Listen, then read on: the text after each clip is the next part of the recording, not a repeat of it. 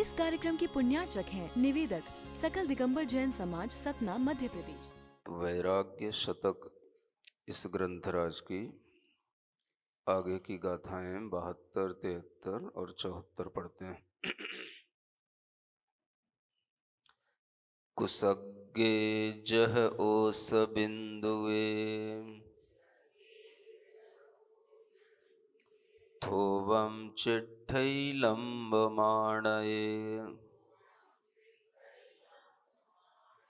एवं मणुवाण जीवियम् समयं गोयं मापमायये संभोज्यः किं न भोज्यः संभो हि खलु पेच्च दुल्लः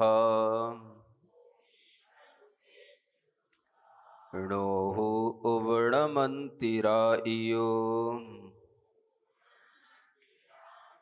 णो सुलहं पुनरभिजीवियम्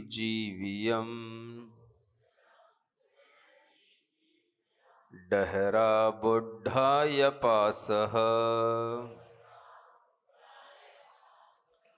गब्बत्था विचयन्ति माणवा सेणे जवट्टयं हरे एवं आउखयं मितुट्टै।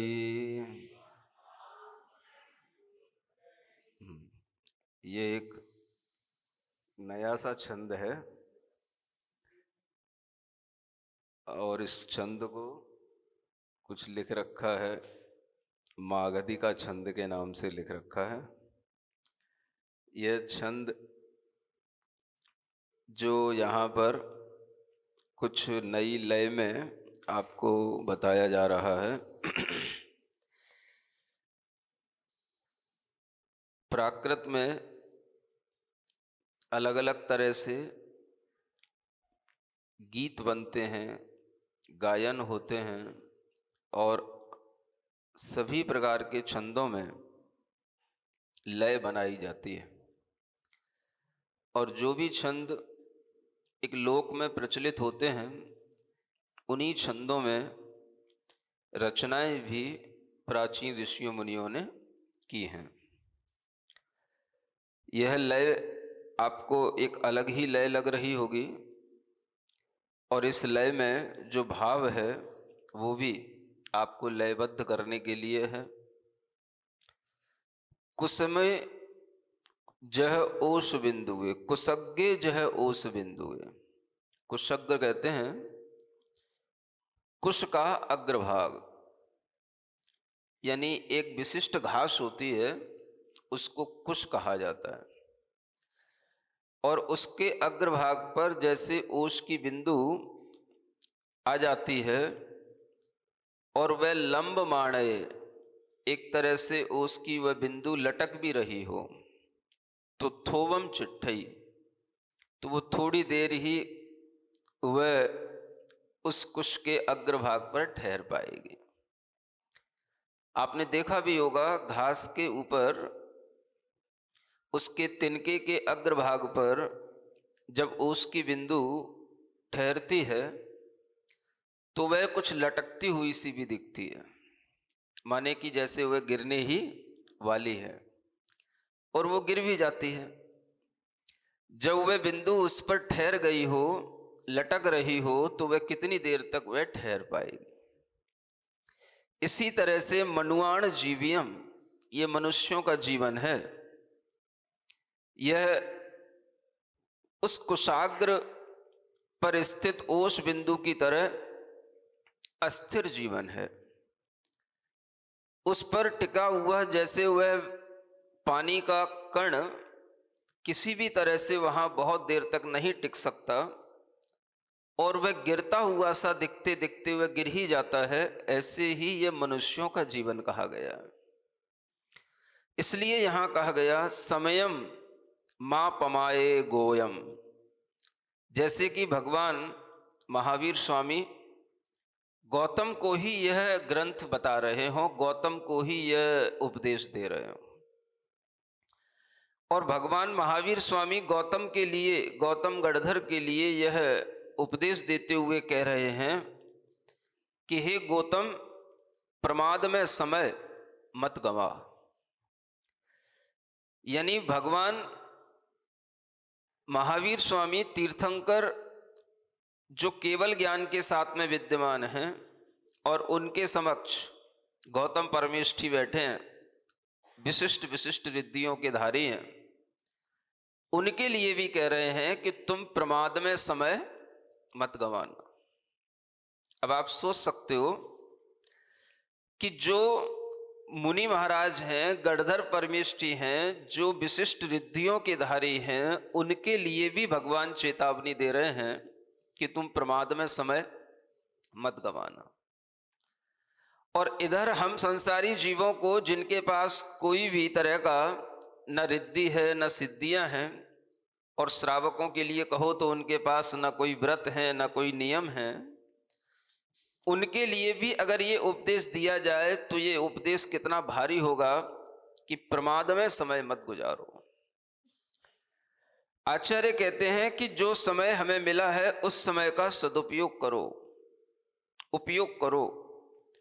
और उस समय को इसी तरह से जब हम देखेंगे कि हमारे मनुष्य जीवन का यह आयु का क्षय, हमारा समय इसी तरह से निकलता चला जाता है जैसे रोजाना रात्रि में बूंद उस कुशाग्र के अग्रभाग पर आ जाती है और सुबह होते ही वह गिर जाती है।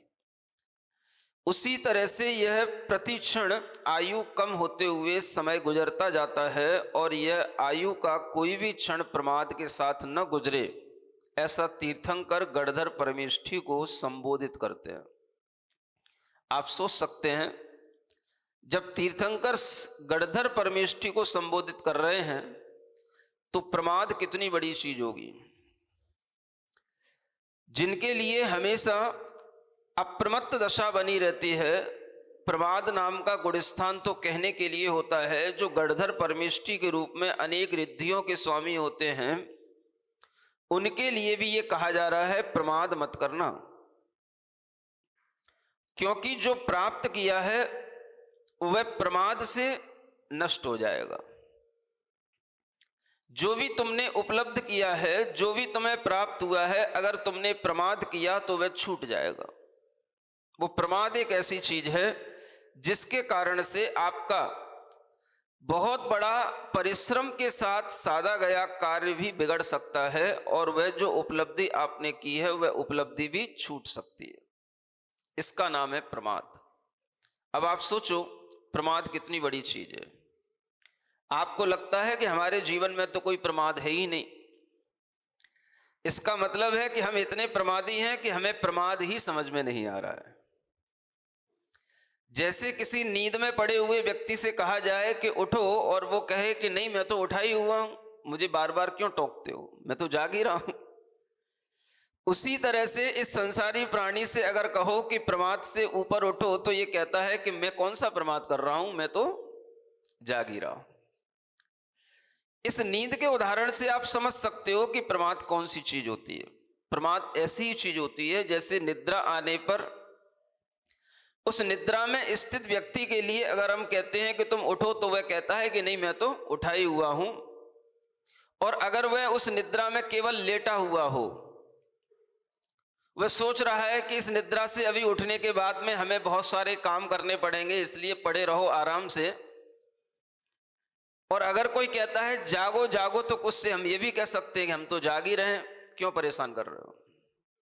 उठ इसलिए नहीं रहा क्योंकि अभी उठेंगे तो बहुत सारे काम करने पड़ेंगे, इसलिए सोचता है पड़े रहो, थोड़ी देर और पड़े रहो। ये पड़े रहने का जो आराम है, पड़े रहने का जो एक आनंद है, वो फिर खड़े होने के बाद में नहीं मिलता। और उस पड़े रहने में उसे जो अच्छा लगता है वही उसका प्रमाद होता है कि वह उसे बैठने नहीं दे रहा है। उसका मन रहता है कि बस हम ऐसे ही लेटे रहें, लेटे रहने में अच्छा लगता है उसको। क्या कर रहे हो आप बताओ, क्या करना है, जो करना है हम लेट के कर सकते हैं। कुछ सुन लो, कुछ पढ़ लो, कुछ काम कर लो, बताओ क्या काम करना है, सब लेट के कर लूंगा। मोबाइल ले लेगा, लेटे लेटे सब काम कर लेगा। पढ़ने की कहो तो लेटे लेटे सब पढ़ लेगा। खाने की कहो तो लेटे लेटे ही खा लेगा। किसी भी तरह के कोई भी खेल खेलना है तो लेटे लेटे ही खेल लेगा। उसे लेटे रहने में अच्छा लगता है, वह उठना नहीं चाहता, क्योंकि उसे पता है कि उठने के बाद में फिर हमें शरीर को चलाना पड़ेगा, मेहनत करनी पड़ेगी, फिर हम थक जाएंगे और उसमें हमें इतना अच्छा नहीं लगता जितना लेटे रहने में अच्छा लगता है। और ये घर वाले हमारे दुश्मन हैं कि हमें लेटने भी नहीं देते हैं। तो वह बच्चा जिस तरह से या बड़ा जिस तरह से उस लेटे रहने की आदत में ही अपने को सुखी पाता है, अब उससे कहो कि भाई जागो, प्रमाद छोड़ो, तो वो कहेगा हम जाग तो रहे हैं, प्रमाद कर कहां रहे हैं। अब उसके लिए ये समझाना जिस तरह से मुश्किल है कि तुम प्रमाद में पड़े हो, इसीलिए तुम फुर्ती से काम नहीं कर रहे हो, उठ नहीं रहे हो, अपने काम में नहीं लग रहे हो, उसी तरह से आज के व्यक्तियों को समझाना कठिन है। प्रमाद क्या है, कैसे समझाया जाए। हर किसी से कहो कि महाराज आपके प्रवचन सुन रहे हैं, बिल्कुल एक झपकी तक नहीं आती, कान खड़े के खड़े रहते हैं, आंखें खुली की खुली रहती हैं। वैसे तो सुना जाता है कि केवल देव ही अनिमेष लोचन वाले होते हैं, लेकिन आपके प्रवचन सुनते सुनते वो निवेश भी नहीं झपकते, इतना भी प्रमाद नहीं आता है, और फिर भी आप कह रहे हो कि हम प्रमादी हैं। तो आप ये समझ सकते हो कि ये प्रमाद का स्तर कितना बड़ा है कि जब तीर्थंकर गौतम से कहते हैं कि प्रमाद मत करो, तो आप सोचो कि प्रमाद कितनी बड़ी चीज है।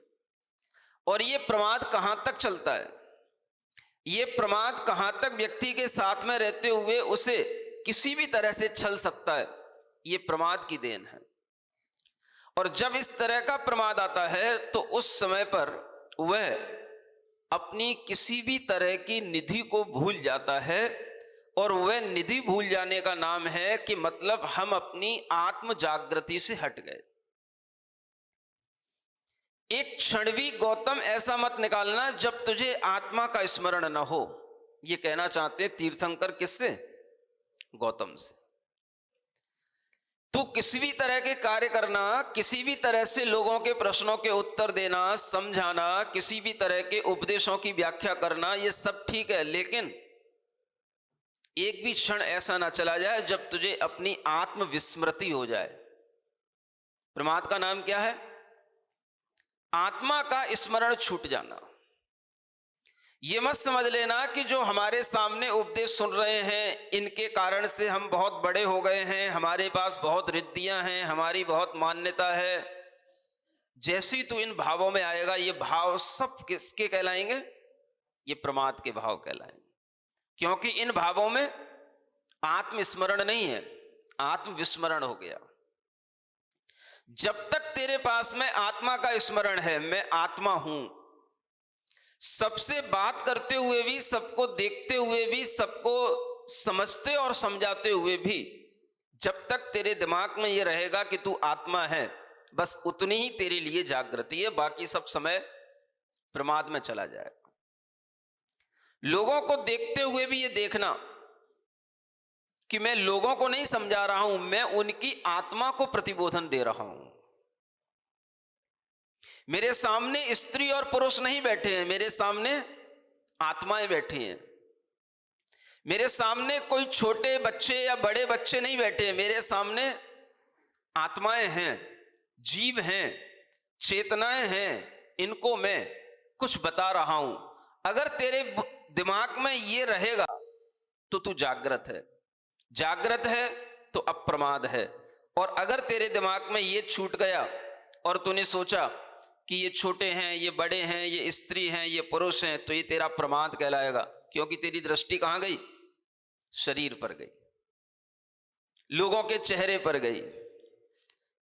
ये बाल हैं, ये वृद्ध हैं, ये सब देखेगा और उनको उसी रूप में समझेगा, तो तेरी दृष्टि में आत्मा नहीं आएगी, तो आत्म जागृति नहीं होगी।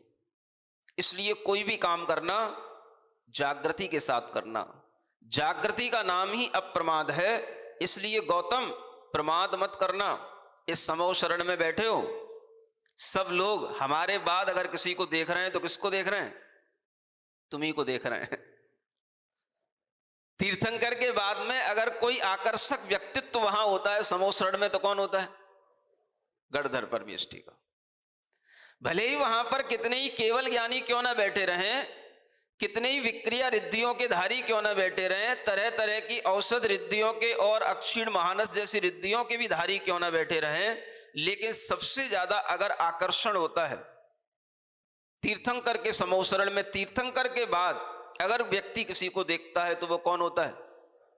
वो गणधर परमेष्ठी होते हैं। कितना भी बड़ा राजा हो, कितना भी बड़ा चक्रवर्ती हो, वहां पर वह सब सामान्य हो जाता है। भगवान आदिनाथ के समूह शरण में भी अगर भरत जी चले जाते हैं तो वह लोग भरत जी को नहीं देखते हैं, देखेंगे किसको? जो उनके गणधर थे वृषभसेन, उनको देखते हैं। उनके पास में सब तरह की रिद्धियां, सब प्रकार का ज्ञान, भगवान की वाणी को झेलने की शक्ति, और उनके अंदर भगवान के बाद में उस तीर्थ को आगे बढ़ाने का अगर श्रेय जाता है तो किसको? गणधर परमेष्ठी। इसलिए ये अपने आप में बहुत बड़ी विभूति होती है। भगवान के प्रमुख शिष्य, भगवान जिस पर ध्यान दें, भगवान जिसको अपना उपदेश दें और संबोधन भी दें, तीर्थंकर के मुंह से अगर कोई नाम निकलता है तो किसका? सिर्फ गौतम का निकलता है। भगवान महावीर स्वामी के मुख से संबोधन निकलेगा तो किसका? सिर्फ गौतम का निकलेगा और किसी का नहीं निकलेगा। आप सोचो कि जब लोग ऐसा सुनते हैं तो उन्हें भी लगता है कि गौतम से बढ़कर के इस सभा में और कोई दूसरा पुण्यवान महापुरुष नहीं है जिसका नाम भगवान महावीर स्वामी लें, और वह भगवान महावीर स्वामी अगर डायरेक्ट संबोधन किसी को देते हैं तो वह उनके प्रमुख शिष्य वह गौतम गणधर होते हैं। इतनी महिमा होती है गणधर परमेष्ठी की। तीर्थंकर का समूह शरण है, लेकिन उनके प्रमुख संचालक, उनके प्रमुख शिष्य, direct disciple of Lord Mahavira कौन कहलाते हैं? तो वह इंद्रभूति गौतम गणधर कहलाते हैं। अंतेवासी कहते हैं इनको, माने जो बहुत निकट में वास करते हैं। अंत माने अंत में रहने वाले को अंतेवासी नहीं कहते हैं, जो बहुत निकट में रहते हैं उनको अंतेवासी कहा जाता है। तो भगवान महावीर स्वामी ने भी अगर कभी संबोधन दिया तो गौतम को दिया, और वह संबोधन में उन्होंने ज्यादा कुछ नहीं किया, क्योंकि उन्हें पता है ज्ञान तो इसको भरपूर है, ज्ञान की तो कोई कमी है ही नहीं है। बुद्धि रिद्धियां इसके पास, कोष्ठ रिद्धियां इसके पास, मैं जो कुछ भी बोलता हूं उसकी लंबी लंबी व्याख्याएं करने की और उनको समायोजित करने की सब बुद्धि है इसके पास। तो यूं तो कह नहीं सकता कि तू अपना ज्ञान बढ़ा, यूं भी नहीं कह सकता कि तू अपनी तप की महिमा को बढ़ा, क्योंकि तप की भी सारी रिद्धियां उनके पास हैं। तो भगवान महावीर के पास में अब बचा क्या गौतम को संबोधित करने के लिए? ज्ञान की सभी शक्तियां उनके पास आ गई, बस एक केवल ज्ञान ही नहीं है, और वो भी जानते हैं कि वो हो ही जाएगा। जिसको अवधि ज्ञान हो गया, मने परे ज्ञान हो गया, मने परे ज्ञान में भी विपुल मति मने परे ज्ञान हो गया, उसको नियम से केवल ज्ञान की प्राप्ति होती ही है। तो अब उस केवल ज्ञान की प्राप्ति करने के लिए क्या करना? तो उसके लिए भी भगवान ने गौतम को सिर्फ इतना ही संबोधन दिया, प्रमाद नहीं करना। क्षण भर भी तुम भीतर से जागृति मत छोड़ देना।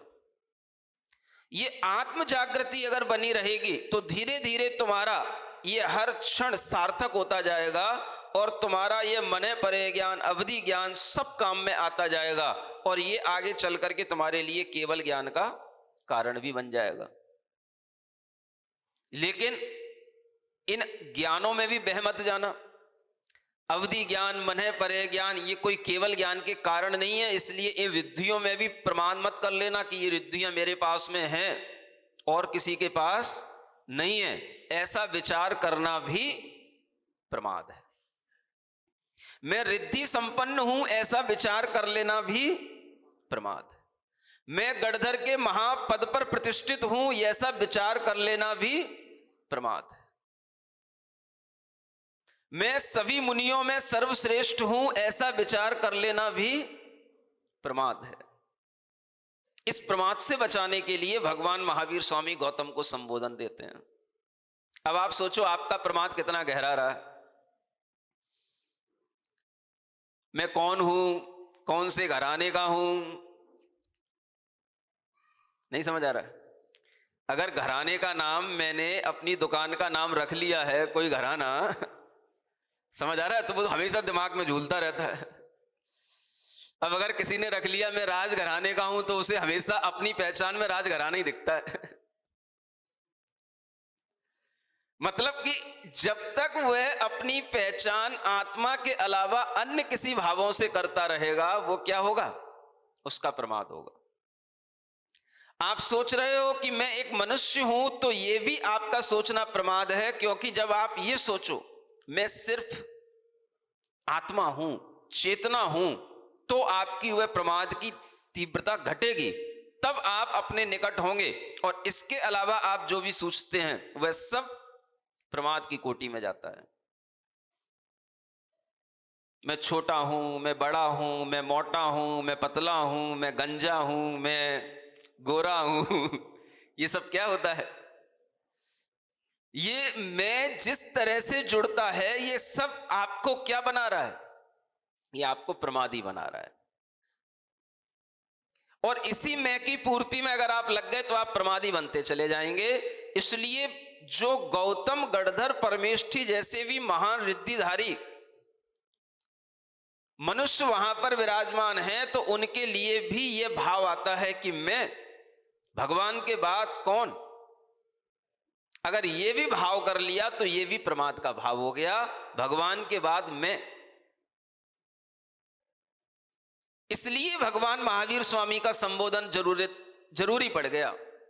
गौतम, जो जितना धनाढ्य होगा, जो जितना रिद्धि संपन्न होगा, जो जितना ज्ञान और तप की रिद्धियों से युक्त होगा, उसे उतना ही ज्यादा जागृत होने की आवश्यकता है।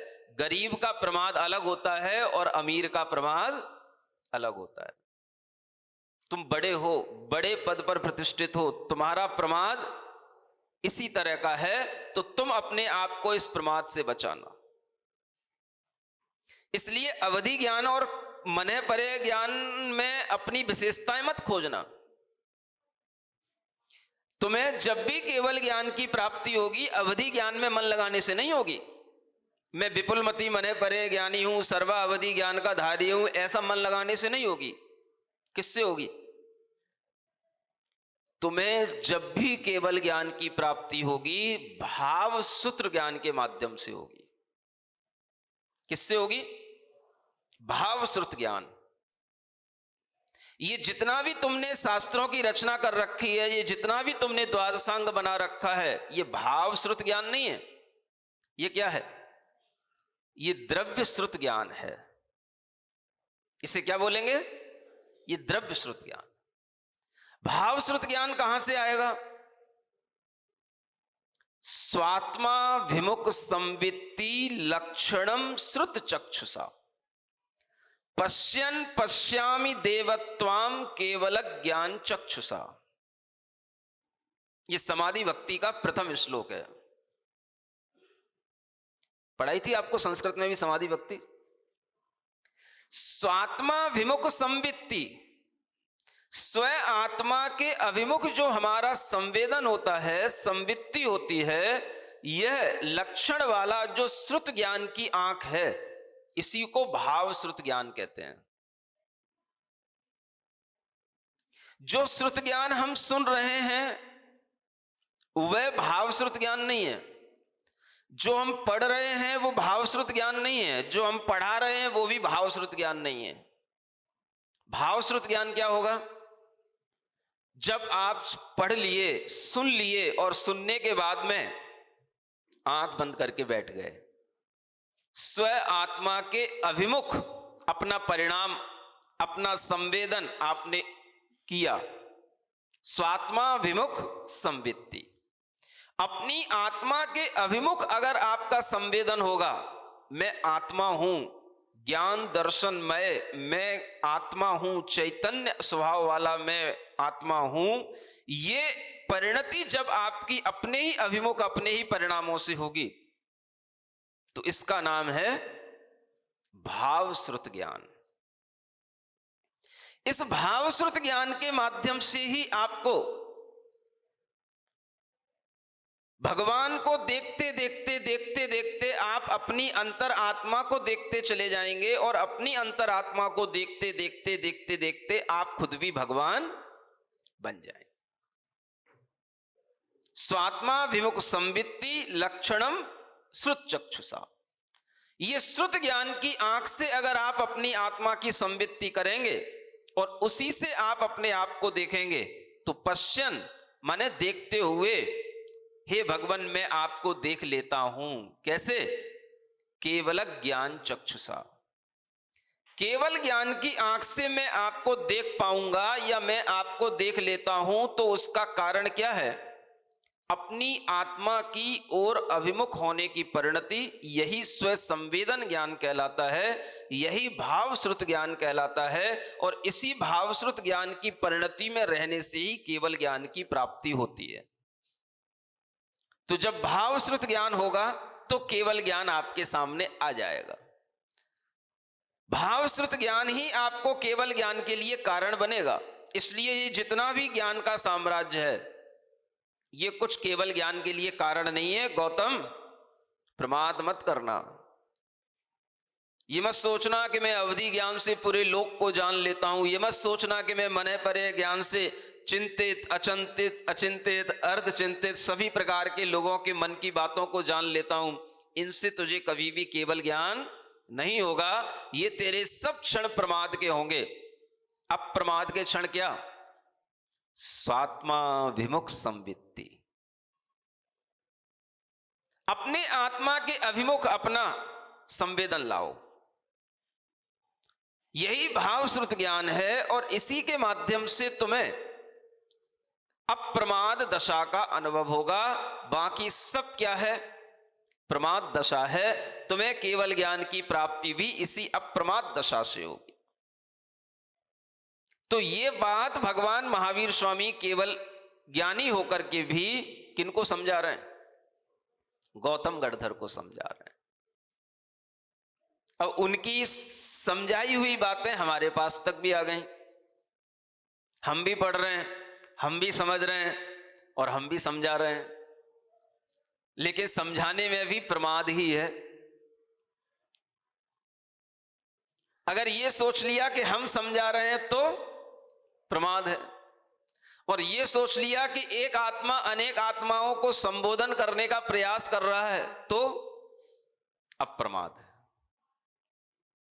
समझ आ रहा है?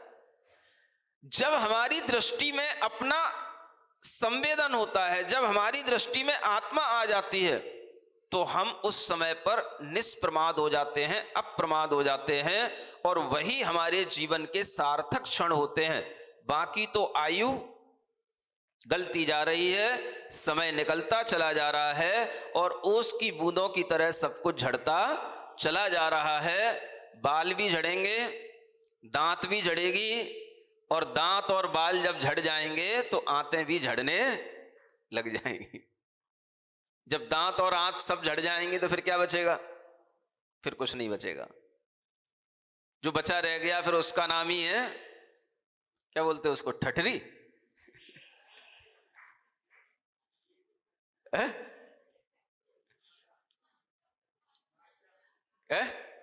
ढांचा। हाँ, तो बस वो ठठरी बंधी, गठरी बंधी, तो लोगों ने आपकी ठठरी बांधी और इधर उन्होंने मठरी खाई।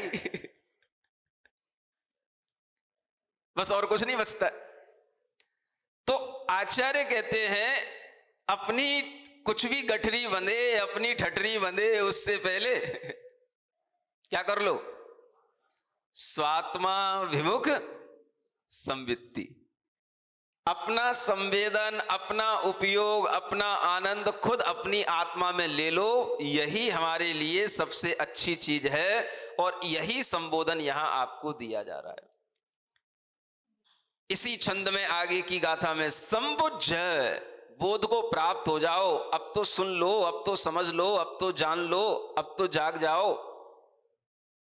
संबुझ, किमना बुझ, क्यों नहीं बोध को प्राप्त होते हो?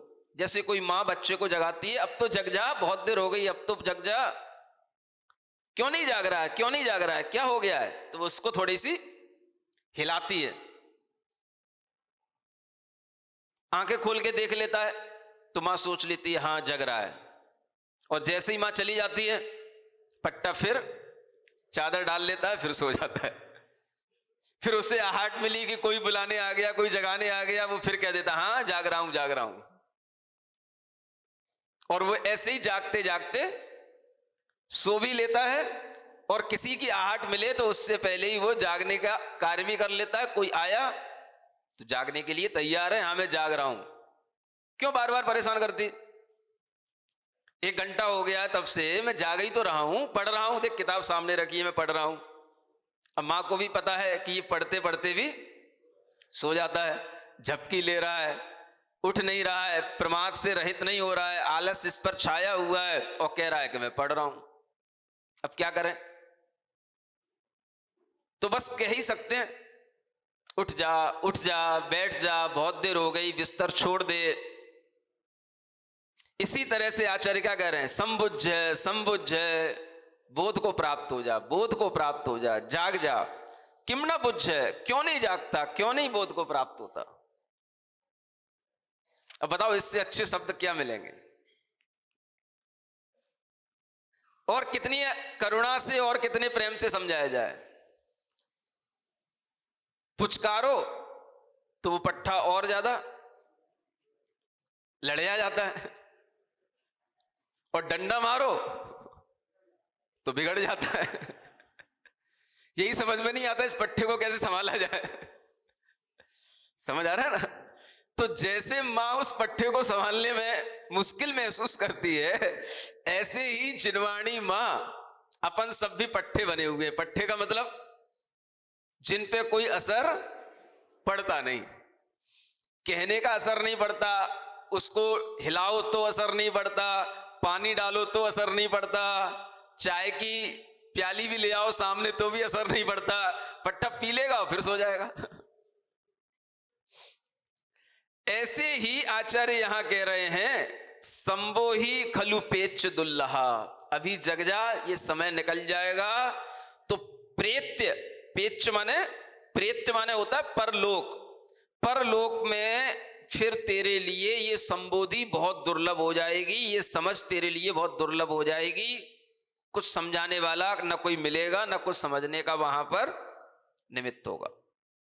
संबोधि, संबोधि माने सम्यक दर्शन को प्राप्त कर लेना, या सम्यक दर्शन ज्ञान चारित्र की उपलब्धि कर लेना, उसमें जागृत रहना, इसका नाम है संबोधि। ये बोधि जिसको कहते हैं, बोधि समाधि, बोधि कभी भी छूटनी नहीं चाहिए। ये बोधि यहां प्राप्त कर ले, परलोक में कोई भरोसा नहीं है तुझे बोधि की प्राप्ति हो या ना हो। इसलिए यह रातें नोहु उबड़मंतिराइयो, ये रातें फिर दोबारा नहीं आएंगी, और जो जीवन है ये सब तेरे लिए अभी सुलभ है, ये पुनः लौट करके नहीं आएगा। अभी भी तू जाग जा, जाग जा, जाग जा।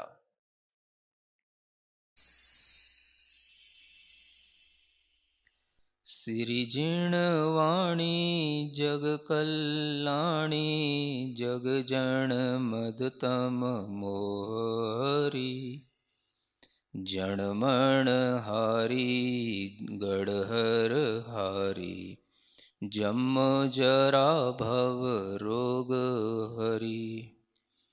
तिथ्य राणम दिव्य झुणिम जो पड़ई सुणई मय्ये धारई, राणम सौख मणंतम धरिय सासद मोक्ष पदम पावई, सासद मोक्ष पदम पावई।